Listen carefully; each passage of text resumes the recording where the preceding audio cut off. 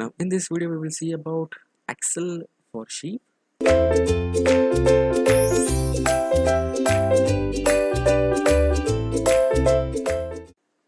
let's focus on again the assembly diagram.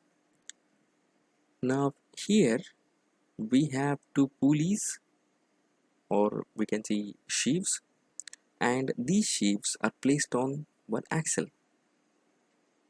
Now as the rope is going to be lifted with the help of hook, which is a part of this snatch block assembly, which is this, the whole part, snatch block assembly, where these two pulleys plays an important role, and these two pulleys are mounted on the axle so that whenever this drum will rotate in, suppose, a clockwise direction, if you see from here, so what will happen, these pulleys will move up, rotate it, and this snatch block assembly will go up.